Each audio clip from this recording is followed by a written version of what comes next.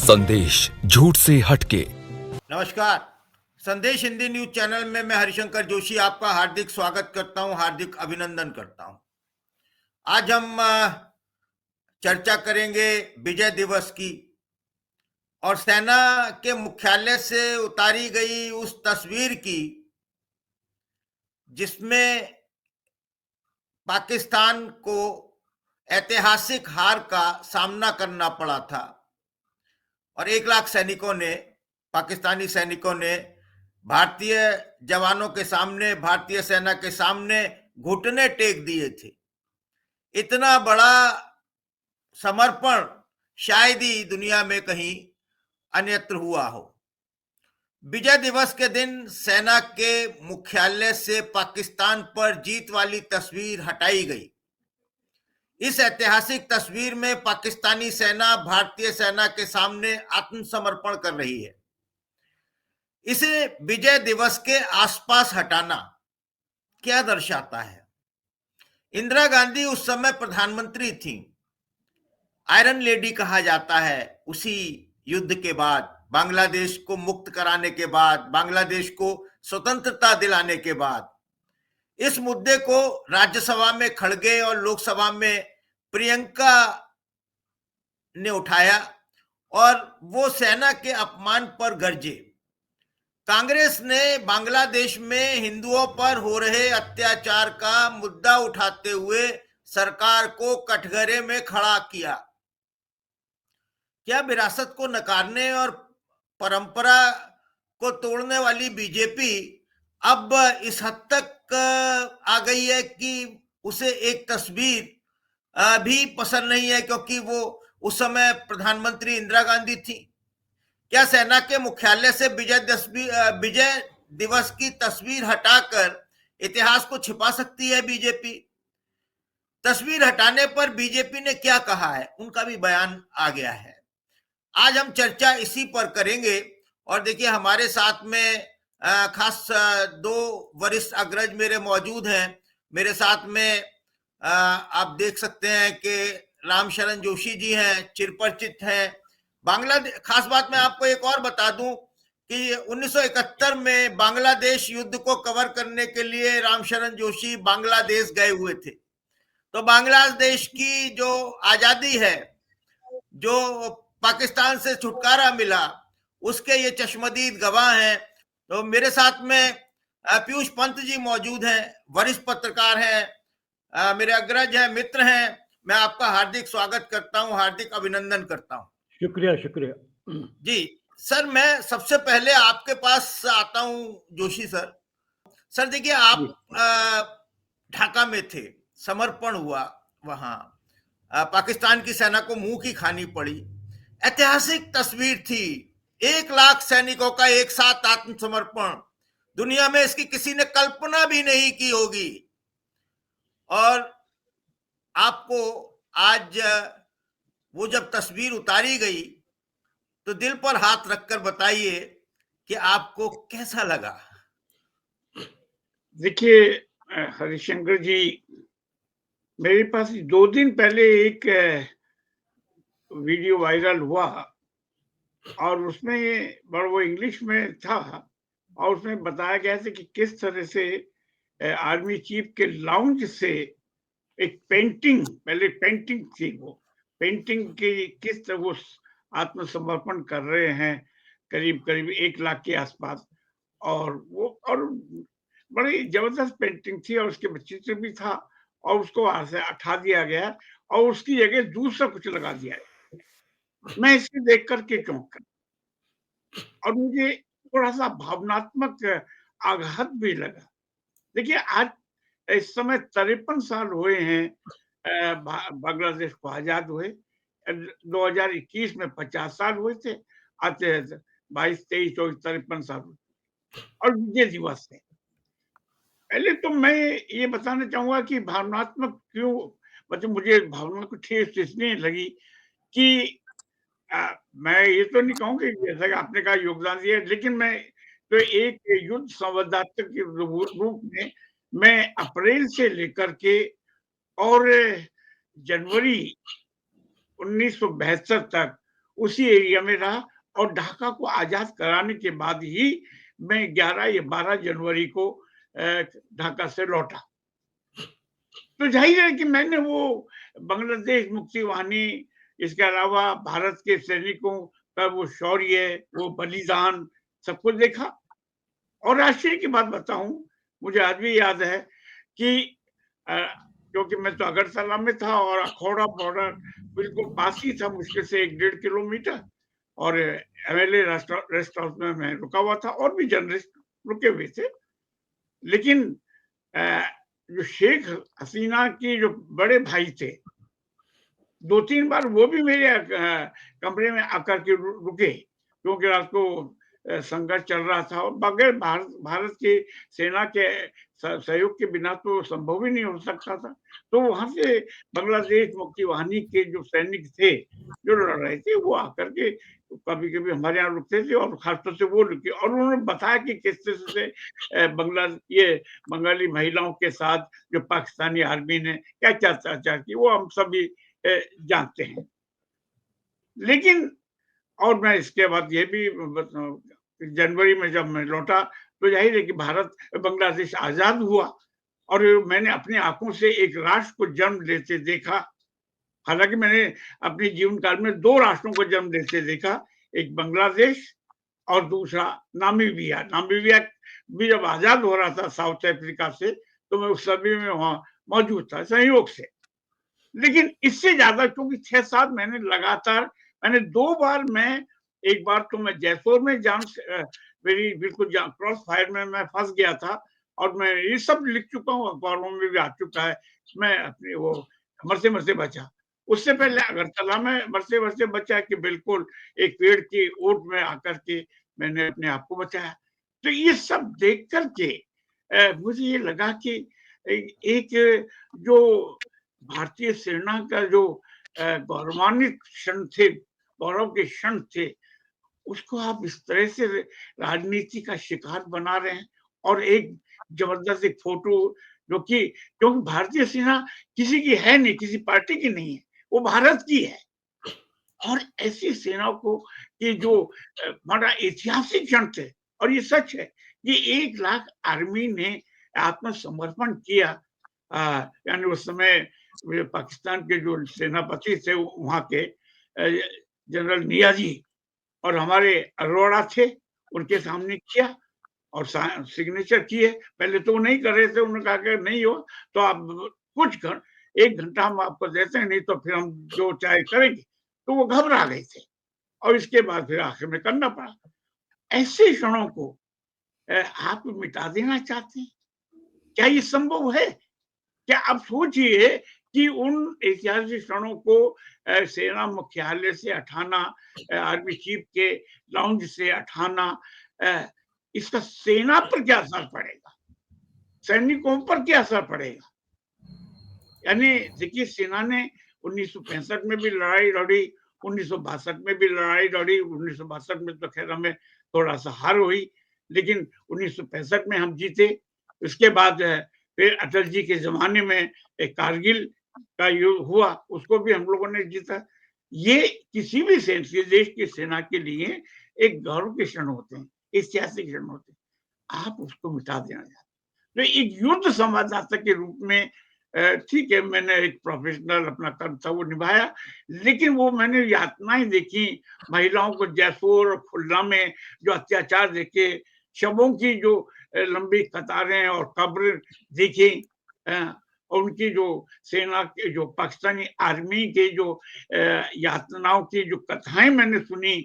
अब वहां कहीं से मिला, जैसे वहां के बहुत बड़े कवि थे जसमुद्दीन, उनके साथ उनसे काफी बातें हुई। रघुवीर साई जी भी दिनमान के संपादक थे, वो भी उस समय मिल गए थे वहां, वो साथ में थे। लैला संबत, यानी सबसे बड़े उस समय कम्युनिस्ट पार्टी ऑफ बांग्लादेश के जो जनरल सेक्रेटरी थे मोनी सिंह, उनके घर में रुका, उन्होंने बताया काफी बातें। तो अब इस सब सुनने के बाद आपने अचानक लग रहा 53 साल में कि साहब आप उस ऐतिहासिक क्षणों को आप मिटा देना चाहते हैं। मुख्यालय से हटा देना चाहते हैं। क्या कोई भूल सकता है? क्योंकि आपको शिकायत, इंदिरा जी तो बेचारी चली गई 1984 में। अरे इतना समय बीत गया, अब भी आप वही प्रतिशोध या बदले की भावना लिए बैठे हैं। मैंने इंदिरा जी को देखा, देखिए अगरतला में वो कितनी साहसी थी। यानी वो चाहती थी कि रिफ्यूजी कैंप में जब बांग्लादेश विस्थापित लोग आ रहे थे, एक तरफ पश्चिम बंगाल की तरफ जा रहे थे, कुछ आसाम की तरफ, और काफी लोग अगरतला की तरफ आ रहे थे, या अखौड़ा बॉर्डर, कुमिल्ला से अखौड़ा बॉर्डर, और इसके बाद अगरतला, और फिर जगह जगह भेजे जा रहे थे। तो 3-4 विस्थापित कैंप लगाए गए अगरतला क्षेत्र, इसमें हाँ अगरतला क्षेत्र में लगाए गए थे। और उस समय इंदिरा जी आई थी और उन्होंने कहा कि मैं रिफ्यूजी कैंप में जाना चाहती हूँ। आपको ताज्जुब हुआ ये सुन करके कि सुरक्षा सैनिकों ने कहा कि मैडम आप मत जाइए, क्योंकि वो पाकिस्तान की सीमा लगी हुई है और पश्चिमी पाकिस्तान के जो सैनिक हैं बिल्कुल बंदूक ताने इस पर सीमाओं पर तैनात हैं, कुछ भी हो सकता है। लेकिन आप सुन करके ताज्जुब करेंगे, यानी उनके पीए ने, उनके पीएस ने, गवर्नर ने, चीफ सेक्रेटरी ने, सबने मना किया। लेकिन साहब इंदिरा जी अकेले, मेरे सामने की बात है, ये सब लिख चुका हूं, अकेले तेजी से वहां से सर्किट हाउस से निकली गई और सीधा उस समय हिंदुस्तान एम्बेसडर हुआ करती थी भाई, वहां सीधा जाके बैठ गई। अब जब प्राइम मिनिस्टर वहां चली गई तो नतीजा हुआ कि उनके पीछे भी सब चले गए। उनके साथ पश्चिम बंगाल की गवर्नर थी, मैं नाम भूल गया, सोचने नायडू की कुछ थी, वो ये याद नहीं आ रहा इस समय नाम, वो गई। फिर आखिर में सबको जाना पड़ा। और जो हमारी प्रेस, उस समय मीडिया नहीं बोलते थे, प्रेस वाले, हम तीसरी चौथे उसमें नंबर पर हमारी कार थी, हम सब बैठे, देश विदेश के पत्रकार बैठे, और वाकई जब हम उस पट्टी से गुजर रहे थे, कम से कम 10 मील की वो पट्टी थी जहां पाकिस्तानी सेना बिल्कुल सामने बैठी, कुछ भी हो सकता था। लेकिन आप इंदिरा जी को ये साहस को, बल्कि मैं दुस्साहस कहूंगा, उनको सलाम करिए, उसको याद करने की जरूरत है। वो गई और 1 घंटे तक 2 या 3 रिफ्यूजी कैंपों को एड्रेस किया, वहां के विस्थापित लोगों को हिंदी में, और उसका बंगला में अनुवाद होता रहा। और इसके बाद फिर वो लौटी, रात हो गई तो भी साहब, जबकि सेना कह रही थी नहीं रात में आप मत जाइए, यहीं रुके, वो वापस लौटी।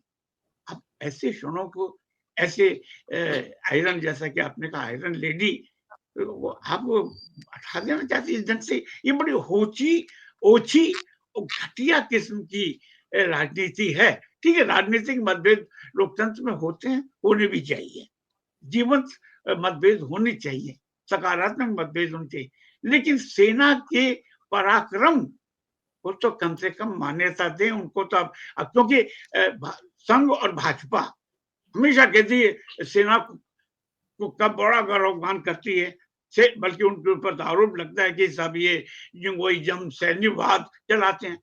तो आप अगर मान लीजिए सैनिकों के साथ उसके ऐतिहासिक क्षणों को अगर इस तरह से नीचा गिराएंगे, अपमानित करेंगे, तो इसका मतलब ये है कि आप चाहते हैं कि इतिहास को 2014 से ही याद रखा जाए। उससे पहले अटल जी के और इंदिरा जी के और जो लाल बहादुर शास्त्री का 1965 में उसको सब बुला दिया जाए। यानी मोदी जी से भारत की जो भी है, चाहे विजय यात्रा हो या पराजय यात्रा हो, कुछ भी हो, आप क्या चाहते हैं? यानी अगर 2014 से अगर याद करना चाहते हैं तो फिर पिछले 5000 साल का भी इतिहास खत्म करिए और कहिए कि नहीं, हमारा जो सनातन धर्म है, हिंदू धर्म है, वो 2014 से मई या जून 2014 से ही शुरू होता है। उससे पहले भारत नाम की कोई चीज ही नहीं थी। क्या अजीब मजाक है जिस तरह से उन्होंने आज हटाया है, और संसद में ये मसला उठा और विजय दिवस के दिन आपने ऐसा, बल्कि मैं ही कहूंगा दुष्कर्म और कुकर्म किया। ये मतलब, क्योंकि मैं और मेरे साथ एक अनिल चक्रवर्ती थे, कई लोग थे, हम लोगों ने अपनी जान को हथेली पे रख करके वो रिपोर्टिंग की। मैं कह सकता हूँ कि दिल्ली से एक हिंदी का एक ही रिपोर्ट आता जो फील्ड में गया, बाकी तो बाद में गाते रहे और 5-6 महीने तक लगातार रहे, तो उसको तकलीफ तो होगी और भावना के स्तर पर तकलीफ होगी। प्रोफेशनलिज्म की बात अलग है। मेरे पास आपको ताज्जुब होगा अगर समझ दें तो मैं अभी कटिंग है, उस समय की कटिंग लाकर मैंने संजो कर रखी हुई है, कम से कम 20-25 कटिंगे उस समय, जो उस समय धर्मयुग में, साप्ताहिक हिंदुस्तान में, दिनमान में, नवभारत टाइम्स दैनिक छपा करती थी, वो सब मैंने उसको लेमिनेट करके रखा हुआ है अभी भी। जब मैं कर सकता हूं तो आप तो सरकार हैं भाई, सेना सैनिक मुख्यालय से, आर्मी चीफ के लाउंज से ये सब चीजें हटाना कितने बेशर्मी की बात है। हम तो एक मामूली पत्रकार हूं मैं, और मेरे घर में आज भी 53 साल से सारी चीजें सुरक्षित हैं, तो इससे तकलीफ तो भावना के स्तर पर ज्यादा होगी। तो मैं ये एक पता नहीं मेरे अलावा और भी कोई होगा, लेकिन एक चश्मदीद साक्षी और गवाह मतलब आंखों देखा जो मैंने देखा है, उस नाते में कह सकता हूँ कि मुझे तकलीफ और इसे मैं स्वीकार नहीं कर सकता। क्या इस भाजपा की अगर दूसरी सरकार भी ऐसे ही करती तो मैं इसे स्वीकार नहीं करूंगा। ये टोटली अनएक्सेप्टेबल है मेरे लिए। जोशी सेना के हेडक्वार्टर से आज के दिन आप वो तस्वीर उतार रहे हैं जो वहाँ पे इतने समय से टंगी हुई है, जिसमें पाकिस्तान की सेना आत्मसमर्पण कर रही है भारतीय सेना के सामने।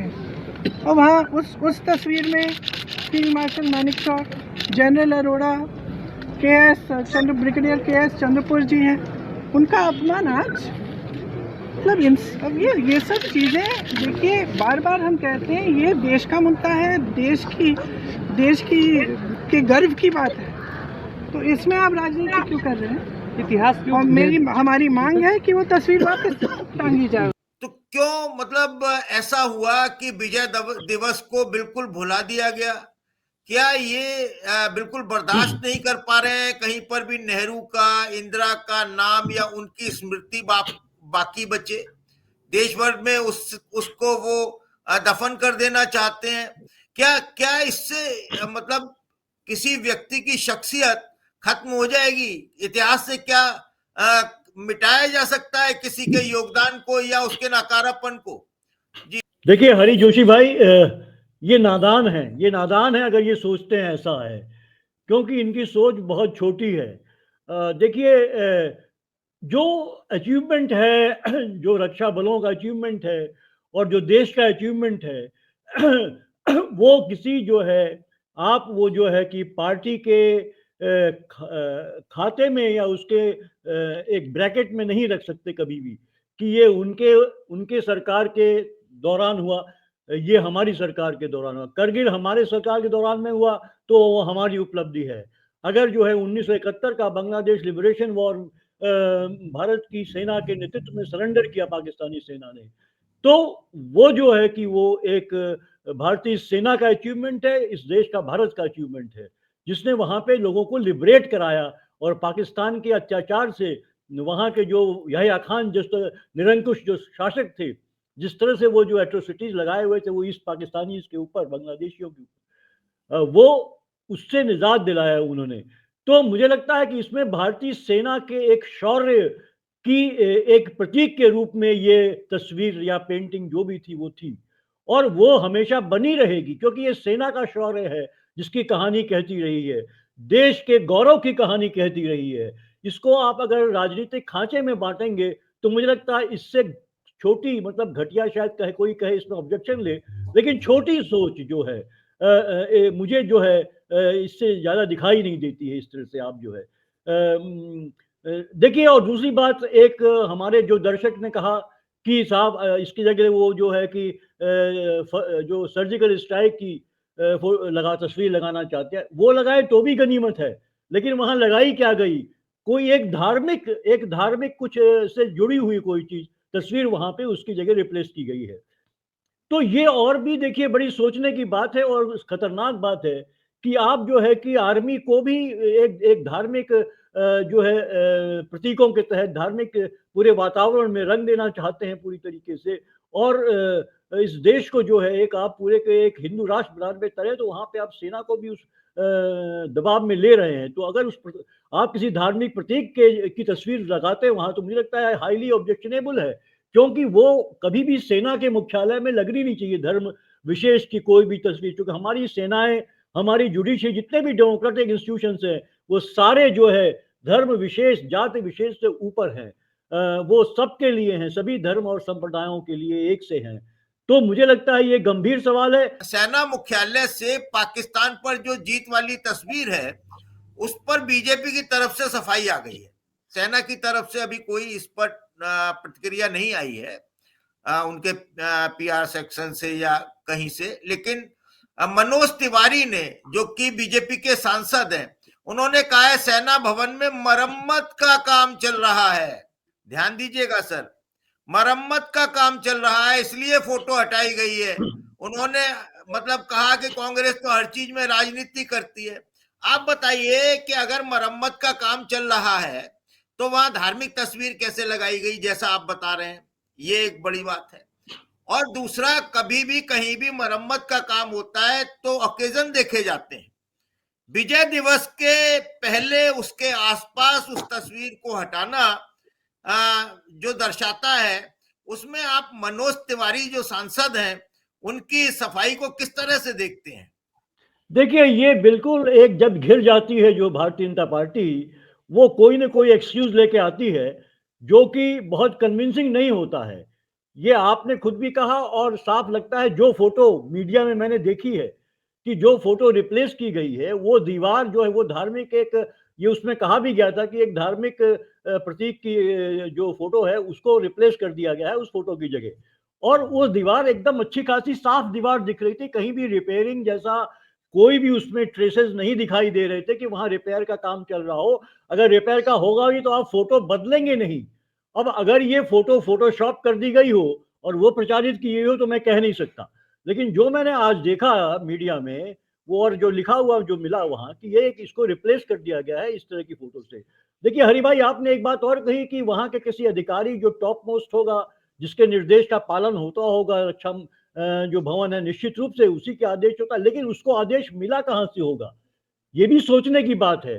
तो निश्चित रूप से आदेश तो मंत्रालय से, रक्षा मंत्रालय से आया होगा, आदेश तो सरकार की तरफ से आया होगा ना, तभी तो उसने उसको उसको एग्जीक्यूट किया होगा। लेकिन मुझे, मेरा ये कहना है कि उस अधिकारी को भी वहां पे जो है, वो जो एक जो संस्कृति है और एक जो सम्मान है, एक जो गौरव है, जो अचीवमेंट है भारतीय सेना का, उसकी अक्षुण्णता को बनाए रखने के लिए और उसको बरकरार रखने के हिसाब से उसको इसको रेसिस्ट करना चाहिए था और साफ मना कर देना चाहिए था कि नहीं साहब, ये जो है हम आपके इस आदेश का पालन नहीं कर सकते, क्योंकि ये हमारे और देश के गौरव से, एक अचीवमेंट से जुड़ा हुआ है, और वो भी एक ऐसे देश के लिए जिस पाकिस्तान को भारत सरकार और खासकर भारतीय जनता पार्टी की सरकारें और भारतीय जनता पार्टी जो है लगातार जो है पाकिस्तान के प्रति जो कुछ भी कहते रहते हैं, उनको बहुत बड़ा दुश्मन आप डिक्लेयर करते रहते हैं, उसकी सेना को घुटने टेकवा दिए भारतीय सेना ने। ये कोई छोटी बात नहीं है, ये फक्र की बात हमारे हमेशा बनी रहेगी। आप फोटो उतार देंगे फर्क नहीं पड़ेगा, लेकिन आपकी एक छोटी मानसिकता को ये दर्शाता है, और जो उसके लिए आप जो लीपापोती कर रहे हैं, उसके बदले में जो आप बहाने दे रहे हैं, जो आर्गुमेंट दे रहे हैं, वो और बचकाना दिखाई दे रहा है।